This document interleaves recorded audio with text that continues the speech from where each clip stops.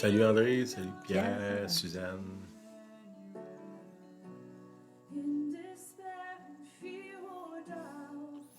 Allô Lison, Lison, Caroline, Régent, Régent.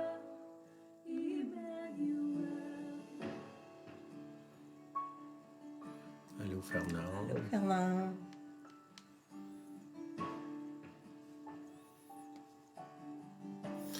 Salut Yvon. Bonjour Yvon. Bonsoir Yvon. Liliane. Allô Liliane. Cécilia. Cécilia, bonsoir.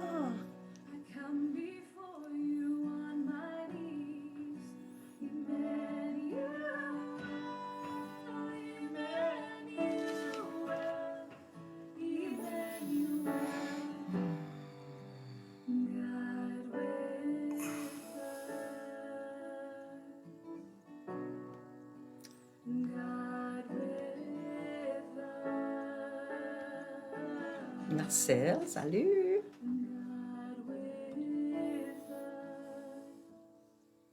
François, allô. Allô François, allô Marcel.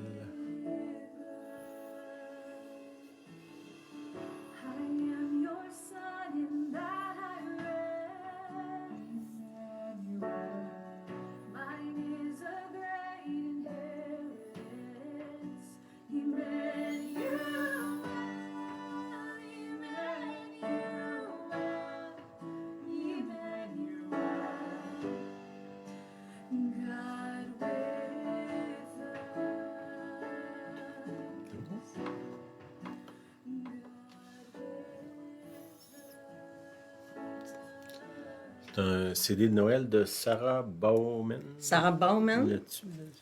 Oh, Oh, c'est pas grave. bonjour, Des amis de Annie. Caroline. Allô Annie. Allô Françoise aussi. Allô Guy, Christa. Oui, les amis de la Les- France Les gens qui écoutent. qui écoutent en différé, en on vous différé. salue ce soir. OK. T'avais dit quelque chose? Non. OK. Il reste quelques places, pas beaucoup, pour la réunion de silence le 18 décembre. Sainte-Clotilde, à 2 heures. C'est ça, 2 heures, Sainte-Clotilde de Beauce. Si ça vous intéresse, il faut vous enregistrer d'avance, là. Puis, il ne reste pas beaucoup de place, là. C'est pas mal plein. OK, depuis quelques semaines, là, je parle dans le fond, comment entendre Dieu, là, où ça tourne autour de ce sujet-là, ce que je parle. La première semaine, on a parlé de chercher la face de Dieu au lieu de chercher sa main, là. Chercher lui, la personne de Dieu, plutôt de chercher ce qu'il peut faire pour nous autres, là. Après ça, on a vu chercher la pensée de Dieu, d'arriver à penser comme lui. Là, dans la Bible, ça dit que Dieu dit mes pensées ne sont pas vos pensées, mes voix ne sont pas vos voix. Là. C'est ça qu'il dit. OK. Après ça, on a vu discerner l'action de Dieu. Comment est-ce qu'on peut sentir, voir que Dieu est à l'œuvre, là. Puis la semaine dernière, on a vu qu'il s'attache à moi, là. Dans le fond, Dieu désire qu'on s'attache à lui, là. Tout ce qu'il fait, finalement, c'est pour nous attirer vers lui. Cette semaine, je veux... en fin de semaine, samedi, j'étais à Québec, des réunions, là. J'ai parlé longtemps. J'ai pas réussi à endormir personne, quand même. C'était presque un exploit. Je pense que j'ai parlé pendant 6 heures de temps, là. On a eu du bon temps. Puis, au travers de ce que j'ai emmené samedi, il y a des choses qui sont comme ressorties, là. Étrangement, quand on parle de la part de Dieu, si on peut dire, là, des fois, on s'écoute nous autres mêmes, là. On est surpris de ce qu'on dit. Puis, des choses qui sont sorties que je veux ramener, là. Fait que s'il y a du monde parmi vous qui étiez là samedi, ben, vous allez me entendre encore, là. Mais peut-être un peu différent, là. OK, je veux parler cette semaine de discerner la voix, là. La voix VOIE. J'ai pas fait de faute, là. Julienne, elle m'a corrigé. Comparé à la voix VOIX, OK, la voix, c'est comme un chemin, OK? quand Jésus il dit « Je suis le chemin, la vérité et la vie », c'est le même mot que la voie. Je suis la voie, comme le chemin, la vérité et la vie. OK? Puis on va essayer de voir c'est quoi la voie, pourquoi c'est important. Dans Acte 24, au verset 14, c'est l'apôtre Paul qui se défend devant, je pense que c'est le roi Agrippa, je ne suis pas sûr. Il est devant un tribunal, finalement, là, puis il se défend. Il dit « Je t'avoue bien que je sers le Dieu de mes pères selon la voie, qu'ils appellent une secte. » OK? On voit que les chrétiens, avant d'être appelés chrétiens, c'était les gens de la voie, ou les gens du chemin, si on peut dire, mais moi, je vais utiliser le mot « la voie », qu'ils appellent une secte, parce que là, les Juifs qui accusaient Paul de blasphème, ils disaient que cette voie-là, c'était une secte, croyant tout ce qui est écrit dans la loi et dans les prophètes. Ça, c'est Paul qui dit ça. Puis, il y a une autre place aussi dans les Actes là, qui appelle les gens, les croyants, les gens de la voie. C'est quoi cette voie-là? On va essayer de voir ensemble. Là, c'est un peu un jeu de mots en français. Là. Ça ne marcherait pas dans d'autres langues, mais en français, on peut dire entendre la voix de Dieu, sa voix, puis aussi marcher dans la voie de Dieu, marcher dans le chemin. Les deux vont ensemble. Si j'entends la voix, je vais marcher. Hein? Jésus il dit, mes brebis connaissent ma voix. Si on connaît la voix de Dieu, on va marcher dans le chemin ou la voie. Là. Puis c'est un peu l'image que j'ai mis en arrière de moi. Là. Vous allez voir où ce que ça nous amène. Là. Le verset Jean 14, 6, c'est là qu'il dit « Je suis le chemin, la voie, la vérité et la vie. Nul ne vient au Père que par moi. » Okay, le chemin ou la voie qui mène au Père, c'est Jésus-Christ, c'est lui la voie. Okay? La voie de Dieu, c'est quand il parle, mais aussi le chemin. Puis je pense qu'on doit vraiment chercher à comprendre c'est quoi la voie de Dieu, le chemin, parce que, bon, moi, je fais des années qu'on est impliqué dans le mouvement prophétique qu'on appelle, là. Puis, je me rends compte qu'il y a beaucoup de gens qui entendent Dieu, qui ont des expériences avec Dieu, qui sont utilisés par Dieu même pour donner des prophéties, tout ce qu'ils ont pour parler du surnaturel, mais que dans les faits, dans leur vie quotidienne, dans leur vie familiale, dans leur vie au travail, même dans la vie de l'Église, ces gens-là ne marchent pas vraiment avec Dieu. Ils sont un peu aux côtés de la traque ou ils zigzaguent. Là. De temps en temps, ils sont dans le chemin, de temps en temps, ils sont dans le fossé, des fois, ils sont dans le champ. Puis, je pense que si on veut maturer comme chrétien, puis on veut devenir un peuple prophétique, si on peut appeler ça comme ça, un peuple qui représente Dieu, on doit vraiment discerner c'est quoi la voie, le chemin, parce que cette voie-là, c'est la personne de Jésus-Christ. Il faut marcher en Jésus, s'abandonner en lui, entendre sa voix, mais pas juste entendre la voix, marcher. Tu sais, des fois, il y a des gens qui me disent « Ouais, mettons, on donne des prophéties à des gens, puis ils me disent « Ah, t'es la 4e personne qui me dit ça. » Ben, c'est pas bon signe, ça. Tu sais, si Dieu doit constamment nous répéter les mêmes choses, c'est parce qu'on n'obéit pas. Là. Fait que c'est pas nécessairement une bonne chose là, de dire ben ça fait 4 fois que j'entends la même chose. Là.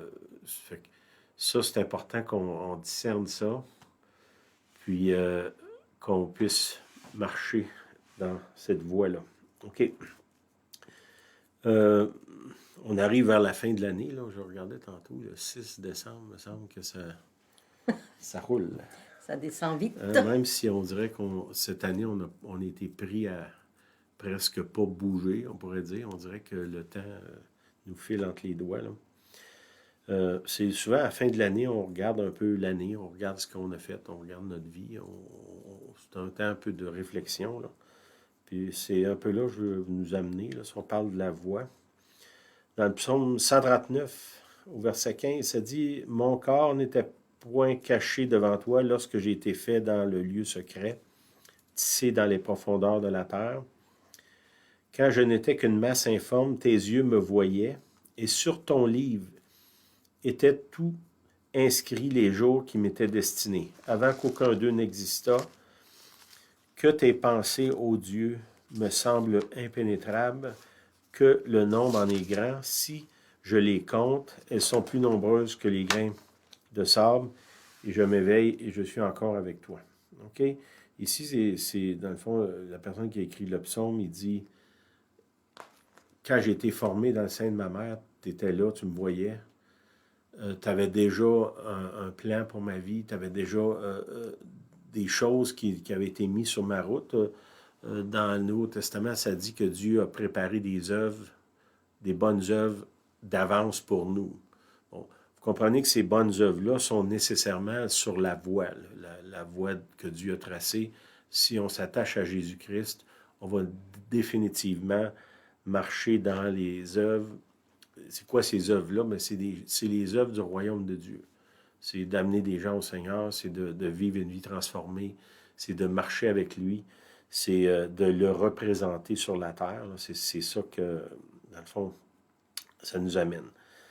Puis, quelque chose qu'on a lu ou qu'on a vu il y a quelques années, je ne me souviens pas où exactement d'où ça vient, là, mais c'est quelqu'un qui parlait de la Bible, puis il disait, dans la Bible, il y a le fil écarlate. Hein. Écarlate, c'est rouge, là, c'est la couleur du sang. Si on regarde à partir de Genèse, même dans le premier chapitre de Genèse, on voit déjà Jésus qui est là, qui est prophétisé. Puis si on avance, tous les personnages, ou la majorité des personnages qu'il y a dans la Bible, c'est des personnages qui sont des symboles ou qui nous pointent vers Jésus. Toute la Bible, ça pointe vers la croix, le sang de Jésus, là, qui a été versé pour qu'on puisse avoir la rédemption de nos péchés, puis qu'on puisse avoir libre accès au Père, le Père qui nous appelle à lui au travers du sang. Puis ce fil écarlate-là, on le voit dans les personnages de la Bible, où est-ce que, je pensais à Joseph, pas Joseph le mari, le père de Jésus, là, mais Joseph dans l'Ancien Testament, dans Genèse 30 et les chapitres qui suivent, on voit Joseph, sa mère est stérile, puis le Seigneur, à un moment donné, la touche, puis elle est capable d'avoir, elle a deux enfants, Joseph puis Benjamin, mais Joseph, c'est le premier, le plus vieux de ses enfants. Puis on voit que Joseph, c'est comme le préféré de son père, le chouchou, on pourrait dire, là. Puis ce que ça fait, c'est que, puis Dieu, on dirait, puis là, on voit le fil écarlate, là, on voit que l'intervention de Dieu dans sa vie le préparait à sa mission comme personne. Tout ce que, à partir du moment qu'il est né, il est déjà en formation, il est déjà en route, il est déjà sur une trajectoire pour accomplir ce que Dieu a sur lui. La façon qu'il naît, le fait qu'il est le préféré de son père, ça fait que ses frères le détestent. Puis là, ils ont toutes sortes de façons d'essayer d'y faire du mal, là. Puis lui, ben, il est arrogant aussi, là, ça ne l'aide pas. Il a des rêves qui dénigrent sa famille. Puis, ce que ça fait, c'est que finalement, ses frères, ils le détestent tellement qu'il y en a une partie de la famille qui veut le tuer. Puis il y en a d'autres qui disent, non, non, on ne le tuera pas, on va le vendre. Ils vendent leur frère, puis vendu à des gens, une caravane ambulante, là, on pourrait dire. Puis ces gens-là l'amènent en Égypte, puis là, il est vendu comme esclave. Mais quand on lit ça, on dit c'est une vie terrible, là, ta famille qui te vend comme esclave, même qui planifie de t'assassiner. Mais on voit que quand on voit la fin de l'histoire, on se rend compte que tous ces événements-là, on pourrait dire qui auraient fait qu'il serait découragé ou dépressif ou avoir un esprit de vengeance sur lui contre sa famille, Dieu a permis ça parce qu'il devait être en Égypte des années plus tard quand il y aurait une famine pour pouvoir sauver le reste de la famille. Puis, dans le fond, qu'est-ce que ça a rapport avec nous autres? Si vous regardez les personnages de la Bible, en fin de semaine, je parlais de Ruth, la Moabite. C'est un petit livre qu'il y a dans l'Ancien Testament. C'est une femme qui, elle aussi, est née dans une nation que Dieu a maudit, là. Puis on voit que par des circonstances, dans ce cas-là, c'est une famine. Les gens déménagent dans son coin. Finalement, elle se retrouve veuve. Là, la famine arrête, elle revient dans le pays. Puis là, finalement, elle est intronisée ou introduite dans la famille de David. C'est la grand-mère du roi David, là, finalement. Mais les circonstances de sa vie qui ont été extrêmement difficiles avaient un but. Ça l'amenait dans son destin qui était pour être dévoilé dans son cas des années plus tard. La même chose pour Joseph. Joseph était rendu un homme adulte. Il a été vendu comme enfant, comme esclave. Puis, la révélation de pourquoi tout ça, ça y est arrivé, c'est arrivé des années plus tard, quand il était adulte. Puis là, finalement, il a compris que ses frères l'avaient vendu, mais ça ne venait pas de ses frères nécessairement. C'était Dieu qui avait permis ça pour que lui soit à une position pour pouvoir les aider. Mais tout le cheminement de ça, on pourrait dire, c'est une vie de cauchemar. Là. Dans le cas de Ruth, c'est pas beaucoup mieux comme vie. Là. Puis on regarde plusieurs autres personnages de la Bible, on regarde leur vie, puis on dit, wow, ça n'a pas été une vie facile. Je pense à Daniel dans le livre de Daniel, c'est un prophète. Ben lui, il est amené comme esclave à Babylone.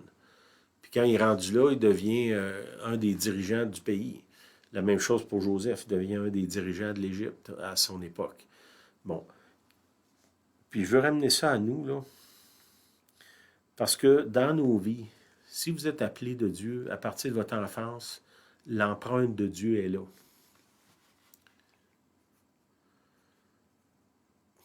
Puis ce que dans le fond, je vous demande de faire, ou je vous lance un défi, là, de peut-être d'aller dans le Seigneur, puis demander au Seigneur, Seigneur, est-ce que tu peux me révéler, je reviens au fil écarlate, là, l'empreinte de Dieu, c'est comme un fil rouge qui est là, puis qui il nous suit dans notre vie.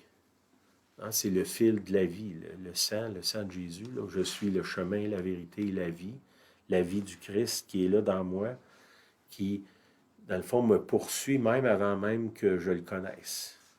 À partir de ma naissance. Moi, je pense à moi. Dimanche, moi et Julienne, on se rappelait des choses de notre enfance, de notre passé, puis on se disait, ouais, Dieu, oui, Dieu était là. Dieu était là. Moi, j'ai eu une couple d'accidents que normalement je serais mort. Là. Au moins deux affaires graves qui m'ont arrivé. Là. Puis, bon, je suis pas mort. Là. Pas encore. Ben là, je peux voir que le Seigneur, dans ça, m'a gardé. Qu'est-ce qui m'a amené à déménager dans Beauce? Je n'étais pas dans mes plans du tout de venir ici. J'étais supposé d'aller plus vers Mont-Laurier. Puis à la dernière minute, ça l'a changé. Mais la vérité, c'est que j'avais un rendez-vous. Un rendez-vous Avec madame ici. avec moi. Parce que c'est évident pour moi que jamais j'aurais pu faire ce que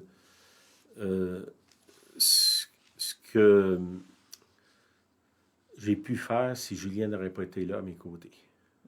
Bon. Puis encore là, avant ça, je regarde les événements qu'il y a eu qui m'ont emmené là. La façon dont j'ai rencontré Julienne, puis les autres événements par la suite, où est-ce que Dieu, de toutes sortes de façons, nous a emmenés à des endroits extraordinaires, nous a fait rencontrer des gens, puis tout ça. Puis, il y a de ces choses-là qui sont venues de façon extrêmement difficile, ou qu'au départ, ça avait l'air bien plus d'une malédiction. Tu sais, comme je pense à Joseph, que ses frères le vendent comme esclave. C'est pas quelque chose que tu remercies le Seigneur le soir même. Là. C'est pas un événement que tu réjouis puis tu veux te rappeler. Là. Mais par la suite, il s'est rendu compte que ces événements-là étaient destinés par Dieu pour que lui puisse sauver une nation. Là. Ça fait que j'ai fait un petit dessin. Là. Je suis un artiste. Je vais vous montrer mon petit dessin. Là. Bon, la ligne, c'est le fil écarlate là, de votre vie. Les petites barres, c'est peut-être des événements dans votre vie que vous pourriez peut-être prendre en note, ou si vous avez une discussion, vous avez des amis, quelqu'un, un conjoint, ou des gens de l'Église, puis simplement prier le Seigneur qui vous rappelle ces choses-là, puis peut-être marquer qu'il y a des petites lignes, là. Peut-être que votre chemin n'est pas tortueux comme le mien, là, mais simplement marquer ou, ou vous rappeler des événements où est-ce que ouais, Dieu était là.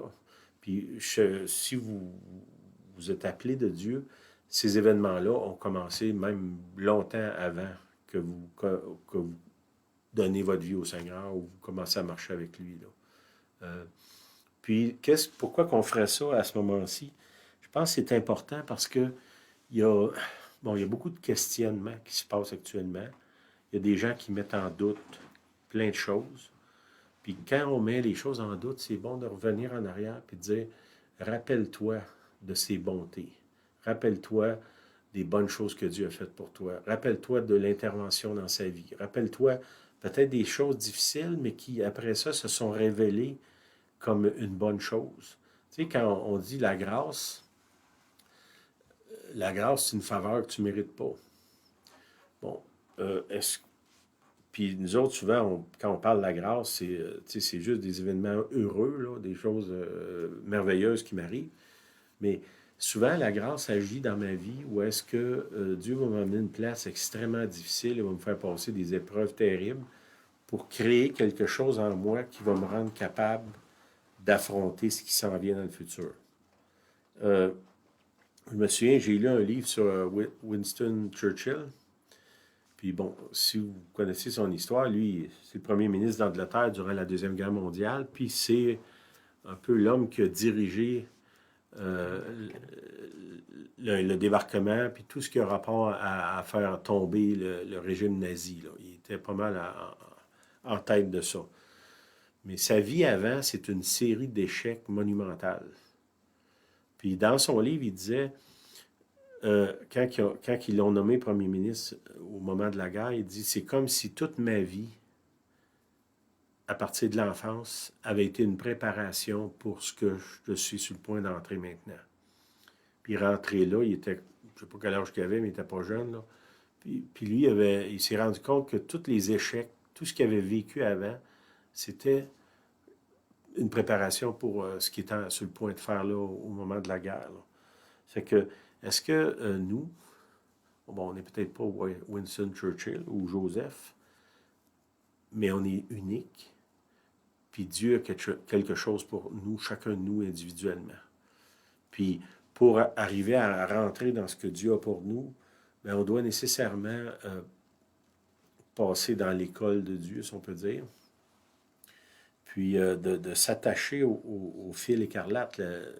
L'image que j'ai en arrière de moi, là, c'est la ligne rouge que je cherchais. Là. J'ai cherché toutes sortes d'images, c'est celle-là que j'ai trouvée. Là, mais on voit que cette ligne rouge-là, elle avance.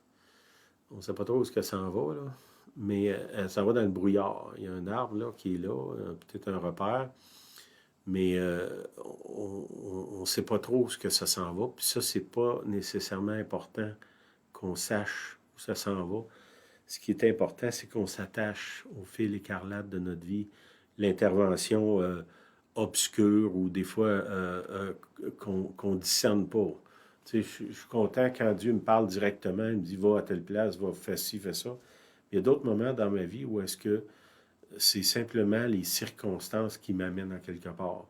Je sais pas, moi, j'ai une crevaison, puis ça m'arrête, puis là, ça me permet de rencontrer quelqu'un. J'ai quelque chose qui brise, puis là, je vais, mettons, dans un magasin pour acheter quelque chose. Bien, là, je me rends compte que la chose qui a brisé, c'était pas ça.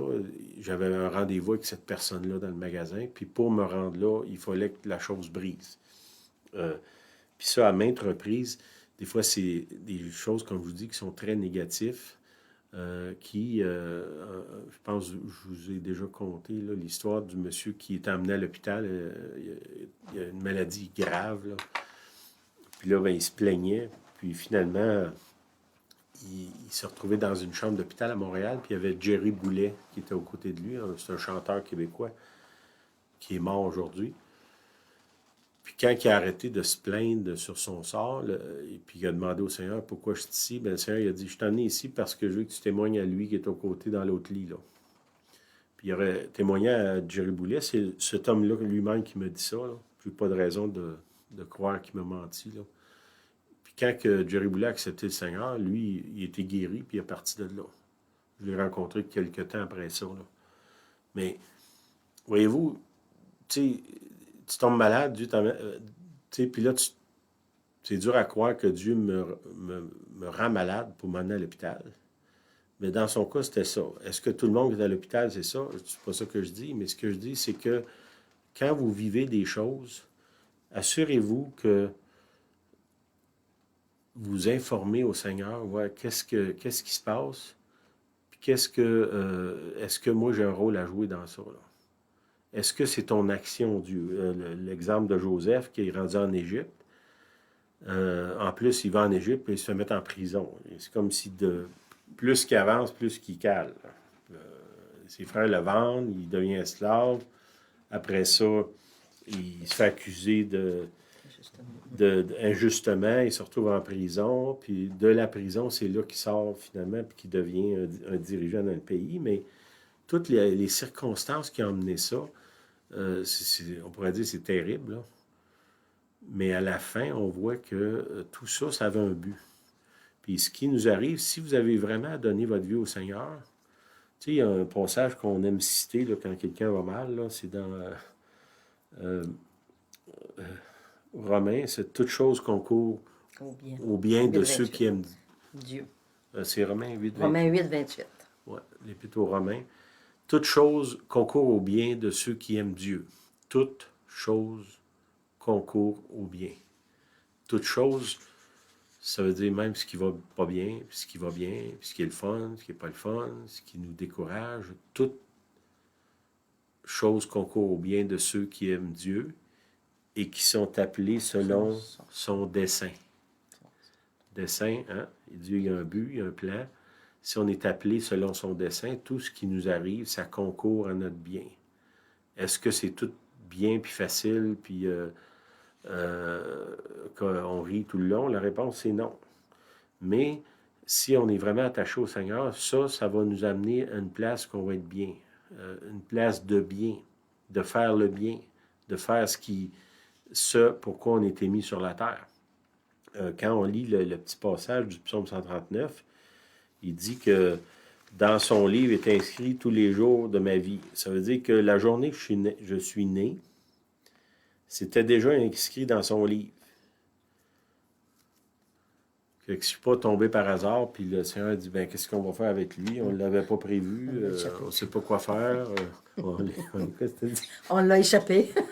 On l'a échappé. C'est ça. Ouais. Ben, peut-être dans mon cas, c'est vrai, là, mais c'est ça. Dieu a un plan, il y a quelque chose. Puis peut-être que si vous faites un petit dessin comme j'ai fait, là, peut-être que vous êtes plus artiste que moi ou plus organisé. Là. Ça, c'est pas bien dur, là, mais de demander au Seigneur qu'il vous montre des choses de votre vie, les moments où est-ce qu'il il a permis des choses dans un but précis. Puis pourquoi c'est bon? Parce que peut-être que ça va arrêter une forme d'apitoiement qu'on a trop facilement, qu'on s'apitoie sur notre sort, puis on se demande pourquoi, puis qu'est-ce qui m'arrive, puis Seigneur, est-ce que tu m'as abandonné? Qu'est-ce que je t'ai fait? Qu'est-ce que j'ai fait au bon Dieu? Qu'il y en a qui disent. Là. Mm-hmm. Mais c'est peut-être pas ça. C'est peut-être Dieu qui vous est en train de faire quelque chose avec vous, puis qui vous amène à une place que vous avez désirée, mais que peut-être vous ne penseriez pas que ça viendrait de cette façon-là. C'est-tu l'allure, ça? Très bien. Mm-hmm. OK, dans Deutéronome 8, 2, ça dit « Souviens-toi de tout le chemin que l'Éternel, ton Dieu, t'a fait faire pendant ces 40 années dans le désert, afin de t'humilier, de t'éprouver, pour savoir quelles étaient les dispositions de ton cœur, si tu garderais ou non ces commandements. » OK? Souviens-toi de tout le chemin. Hein, c'est encore, on parle de la voie, là. Peut-être de retourner en arrière, de se rappeler des choses. On ne veut pas vivre dans le passé. Dans le passé, je comprends, là. Mais il y a quelque chose où est-ce que c'est important qu'on se rappelle où est-ce que Dieu nous a fait passer. Puis peut-être que si vous avez des choses terribles que vous avez vécues, bien peut-être de demander au Seigneur qu'est-ce que ça fait dans ma vie, ça. Puis peut-être que Dieu va vous expliquer où ça vous amène. On avait eu un enseignement à un moment donné, puis il disait que le Seigneur nous donne le pouvoir de guérir dans les places qu'on a été blessés. Fait que souvent, les gens qui ont vécu des traumatismes ou des choses difficiles, bien souvent, ces gens-là, Dieu va les utiliser dans la même chose pour les autres pour amener la guérison. Tu sais, il y a des gens qui souffrent que moi, je ne connais pas leur souffrance parce que je n'ai jamais eu cette souffrance-là. Bien, des fois, c'est difficile d'avoir compassion quand tu ne sais pas la souffrance de l'autre. Puis des fois, la personne même va nous le dire, ben toi, tu ne sais pas ce que je vis, là, tu n'as jamais vécu ça. Puis, on pourrait dire, dans certains cas, c'est vrai, là. Donc, si vous avez souffert, peut-être que c'est la place que Dieu va vous utiliser pour guérir les autres, aider les autres. C'est qu'est-ce que votre souffrance a été vaine et inutile? Non, elle a peut-être amené la guérison à des paquets d'autres gens, mais il faut que, pour arriver là, que je comprenne que le Seigneur était mêlé dans ça, là. Pas dans le sens que Dieu m'envoie des épreuves et tout ça, mais dans le sens que ce que je vis, Dieu va toujours l'utiliser. Hein? Dans le royaume de Dieu, il n'y a rien qui se perd. Même les pires choses qui nous arrivent, Dieu peut les transformer puis faire du bien avec. Toute chose concourt au bien de ceux qui aiment Dieu. Si j'aime Dieu, tout ce qui m'arrive, ça va concourir à son bien. À mon bien, je veux dire. Ça me fait penser aussi au fils prodigue. Hein? Lui qui est est rendu dans le parc des cochons. Ça, c'est dans Luc 15, verset 17. Ça dit qu'il est entré en lui-même. Puis qu'est-ce qu'il a fait? Il est rentré en lui-même, puis peut-être qu'il a fermé ses yeux, puis s'est rappelé des choses du passé, puis s'est dit, ouais, peut-être qu'il y avait quelque chose de bon dans mon passé quand je pensais qu'il n'y avait rien de bon. Dans son cas, à lui, il était convaincu que son père, c'était un méchant qui l'empêchait de jouer de la vie, là. Puis quand il s'est retrouvé dans la dèche, on peut dire, ben il s'est rendu compte que son père n'était pas nécessairement si méchant que ça, là. C'est que ça, c'est important. Dans ce cas-là, il est rentré en lui-même.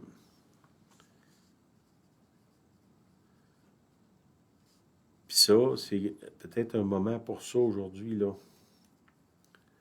de rentrer en nous-mêmes, puis demander au Seigneur, rappelle-moi, Seigneur, les moments où tu es intervenu dans ma vie. Où est-ce que tu m'as emmené en quelque part que je ne voulais pas aller. Puis aujourd'hui, je me rends compte que c'était une bonne chose. À ce moment-là, pas du tout, là. Mais là, je me rends compte. Faites pas comme Naomi, la belle-mère de Ruth. Elle a eu beaucoup d'épreuves. Puis qu'est-ce qu'elle a fait? Elle est tombée dans l'amertume. Puis elle s'est plainte royalement là, contre. Elle accusait sa bru, accusait Dieu, accusait le monde entier de ses malheurs. Puis ça a pris, à la fin de l'histoire de Ruth, on se rend compte que tout ça, ça l'amenait à une place de victoire. Le chemin était difficile, mais la victoire était assurée à la fin. Puis si chacun de nous, ben c'est là que Dieu nous appelle. C'est que tu avais quelque chose à rajouter? Non, c'est bon. Mm-hmm. OK. Ben je pense que je vais juste arrêter ça là. Je veux prier. Puis je vous encourage peut-être, là, je vais vous montrer mon petit dessin, là. Je vais vous le remontrer. Faire quelque chose qui ressemble à ça, là, c'est pas nécessairement la même chose.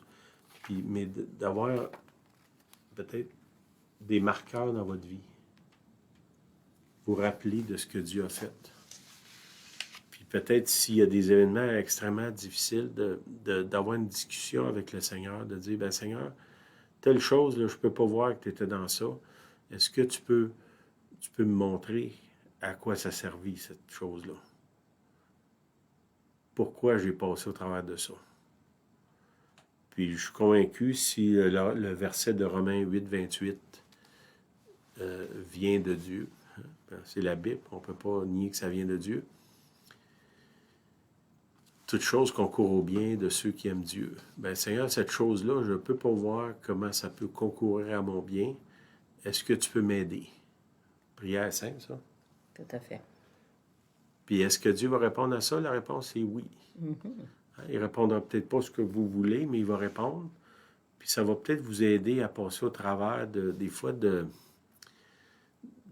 colère, d'amertume, de peur qu'on a. On ne laisse pas les autres approcher parce qu'on a déjà eu des mauvaises expériences, puis on veut pas en avoir un autre. Puis là, on est pris dans une cage.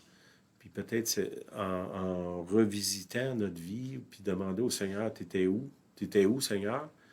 Ben, il va nous le montrer où est-ce qu'il était, puis à quoi ça sert. Parce que, comme je vous dis, il n'y a rien qui se perd dans le royaume de Dieu. Tu sais, le recyclage, là, c'est pas nous autres qui avons inventé ça.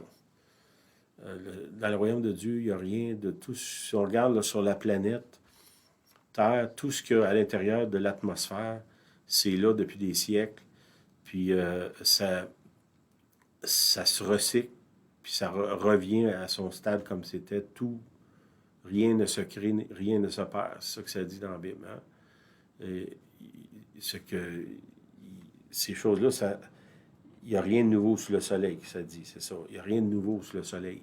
C'est que si c'est vrai, ben ce qui se passe dans ma vie, c'est la même chose. C'est que demandez au Seigneur vraiment qui vous parle, ayez une conversation avec lui, développez cette conversation-là. Si vous voulez entendre Dieu, on est encore dans le thème d'entendre Dieu, ben il y a des fois, c'est entendre sa voix, des fois, c'est de voir le fil, hein, le fil écarlate. C'est l'intervention, l'empreinte de Dieu qui est là tout le long de ma vie, là. La petite ligne rouge. De temps en temps, comme je vous dis, il y a des événements qui se passent, qui ont parsemé ma vie à partir de ma naissance, qui sont là, qui prouvent que Dieu avait l'œil sur moi, puis m'a gardé, puis il m'a formé aussi. Tu sais, l'école de Dieu, des fois, c'est pas tout le temps facile. Mais ça a toujours un but, puis ça finit toujours que c'est bon. Peut-être ajouter? Ben oui, vas-y. Je vais ajouter un peu que la semaine passée, on parlait de Jonas, puis j'ai parlé de la business de Dieu. Bien, dans ce tracé rouge que Sylvain a démontré, dès notre naissance. Donc, ça veut dire que Dieu est là à nous sauver dès notre naissance. Que ce soit un événement, comme Sylvain a parlé, accident ou autre. Si on fait une rétrospective de nos vies, c'est un bon temps, en fin d'année comme ça. Puis surtout que le confinement nous a confinés à réfléchir sur nos vies. C'est une bonne occasion. Mais à chaque fois, voyez Jésus qui nous sauve. On ne connaissait même pas Jésus-Christ comme sauveur, mais il nous sauvait déjà. Exemple de Joseph. Dès sa naissance, on va le sauver. Jésus le sauve toujours, pour l'amener dans un but de sauver de la famine le peuple choisi qui est le peuple juif, mais de sauver la nation aussi. Tout comme dans Jonas. Oui, il voulait sauver Jonas, mais il a sauvé une nation, Nénive et autres. Fait que, si vous regardez à vos événements, vous voyez un Jésus sauveur sur tous les événements que vous avez eus, que vous avez vécus et qui vont se continuer. Il est dans une business de sauver le monde, Jésus. Oui. Amen. Amen. Seigneur, je te demande d'ouvrir nos yeux sur notre vie. Amen. Seigneur, tu highlights ou tu mets en lumière des événements où est-ce que tu as vraiment intervenu, qu'on puisse voir ta main, ton empreinte au cours de notre vie, Seigneur. Même avant même qu'on professe de te connaître, de s'être donné à toi, toi, tu étais déjà à l'œuvre dans notre vie. Puis, Seigneur, qu'on puisse se réjouir. Amen. Que toi, tu ne nous laisses pas tomber. Hein? Ça dit dans la parole, jamais, jamais, je vais t'abandonner, jamais, jamais je vais te délaisser. Amen. Bien, le Seigneur, il est là, à partir, selon le psaume 139, à partir du début, il est là avec vous. Puis nous, ben, c'est peut-être bon de rentrer en nous-mêmes, de regarder en arrière, puis de se rappeler de certains passages de notre vie qui fait qu'aujourd'hui, on est rendu où est-ce qu'on est là. Puis peut-être que vous n'êtes pas un peu comme Joseph, peut-être qu'actuellement, vous êtes encore en prison, mais de voir que ça a un but, parce que c'est de la prison qu'ils l'ont pris pour qu'il devienne intendant de l'Égypte. C'est que ça, d'avoir cette conversation-là, puis le temps qu'il était en prison, bien, qu'est-ce qu'il a fait? Il a continué à aider les autres. Il a continué à être un homme bon. Puis ça, c'est important là, de continuer dans notre démarche d'être des personnes qui sont bonnes, parce que c'est ce que Dieu veut. OK. Amen. Soyez bénis. Bonne bénis. semaine. Seigneur, je te demande de bénir chacun, que tu puisses, Seigneur, Merci. nous éclairer, nous guider, puis qu'on se réjouisse, Seigneur, de ce que tu as fait déjà, puis qu'on n'a peut-être pas, on s'est pas rendu compte que maintenant, on veut s'en rendre compte, puis on veut te remercier pour ça, puis être reconnaissant, parce que tu nous as appelés, tu as un dessein pour nous, tu as un but. On est sur la terre à ce moment-ci, à cette époque-ci, dans un lieu précis, pour une raison précise. Amen. Seigneur, je te demande de nous révéler cette raison-là. Puis Seigneur, si on est en préparation de ça, bien, qu'on collabore avec toi au lieu de se plaindre et de ruer dans les brancards. OK. Amen. Amen.